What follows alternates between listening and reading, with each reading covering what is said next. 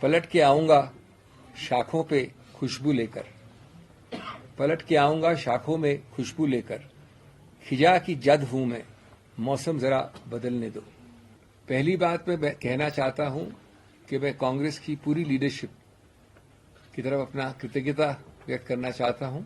उन्होंने मेरे अंदर विश्वास रखा, चौथी बार के लिए मुझे उम्मीदवार बनाया। मैं तहे दिल से माननीय कांग्रेस अध्यक्ष, पूर्व कांग्रेस अध्यक्ष श्रीमती सोनिया गांधी, शीर्षस्थ नेतृत्व जो भी है, सबको धन्यवाद देना चाहता हूं। दूसरी बात, मैं तहे दिल से माननीय मुख्यमंत्री को और हर एमएलए जो यहां बैठे हैं, जो आपको दिख रहे हैं, कुछ नहीं दिख रहे हैं, उनको जेन्युइन तहे दिल से धन्यवाद देना चाहता हूं।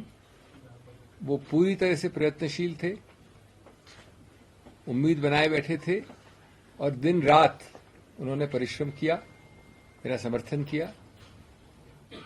तीसरा, मैं उन 9 एमएलएस को भी धन्यवाद देना चाहता हूं जिसमें से 9 के 9 कल रात तक हमारे साथ बैठे थे, खाना खाया था, जलपान किया था, फोटोज ली थी। उसके पहले जो बार बार हमसे मिले थे, मुझसे ही नहीं, मुख्यमंत्री जी से ही नहीं, लेकिन सब एमएलए से कई आश्वासन दिए थे और जिनमें से 3 आज हमारे साथ नाश्ता करके निकले थे। उनको भी मैं धन्यवाद देना चाहता हूं क्योंकि उनसे हमको कुछ शिक्षा मिली है, कम से कम मुझे निजी रूप से शिक्षा मिली है, मनोवैज्ञानिक शिक्षा मिली है। मैं इस संदर्भ में एक विनम्रता से प्रश्न पूछना चाहता हूं। नहीं, उससे पहले मैं माननीय हर्ष महाजन जी को तहे दिल से धन्यवाद, तहे दिल से बधाई देना चाहता हूं। वो जीते हैं और उनका हक बनता है बधाई प्रदान करने का। एक बात जरूर मैं कहूंगा, उनकी पार्टी को अपनी गिरेबान में देख के सोचे, जब भी कोई पार्टी 25 और 43 के आंकड़े या इक्वेशन में 25 वाली पार्टी 43 वाले के विरुद्ध उम्मीदवार खड़ा करती है, तो उसका सिर्फ एक और एक ही संदेश हो सकता है। और मैं हर्ष महाजन जी की बात नहीं कर रहा हूं, मैं इस चुनाव की बात नहीं कर रहा हूं, मैं एक सिद्धांत की बात कर रहा हूं। वो संदेश है कि हम बेशर्मी से वो करेंगे जो कानून में अनुमति जिसकी नहीं है।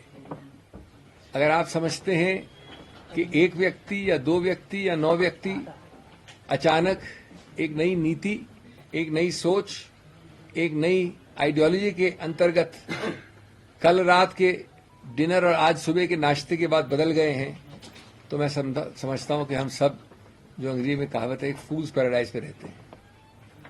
ये बदलाव बहुत दुर्भाग्यपूर्ण है भारत के लिए और विशेष रूप से हिमाचल प्रदेश के लिए, जिसकी संस्कृति, जिसके पहाड़ी या नीचे रहने वाले लोग इस संस्कृति से अवगत नहीं थे कुछ समय पहले तक। अगर ये नए भारत, न्यू इंडिया की परिभाषा है, तो मैं तो पुराने भारत को ही प्रेफर करूंगा। हमने हारते हारते भी इतिहास बनाया है। इतिहास इसलिए कि इतनी जद्दोजहद की, इतना मन बदलाव किया, लेकिन एक और मन बदलाव नहीं कर सके, इसलिए 34-34 का स्वाभाविक आंकड़ा भारत में शायद पहली बार और आने वाले कई दशकों में वापस होने वाली नई चीज हुई है कि 34-34 का हमारे मित्रों के इतने प्रयत्न करने के बाद भी आंकड़ा आया। और 34-34 का आंकड़ा स्वाभाविक आया, एक वोट भी इनवैलिड नहीं हुआ, सेकंड प्रेफरेंस वोट भी एक भी नहीं था।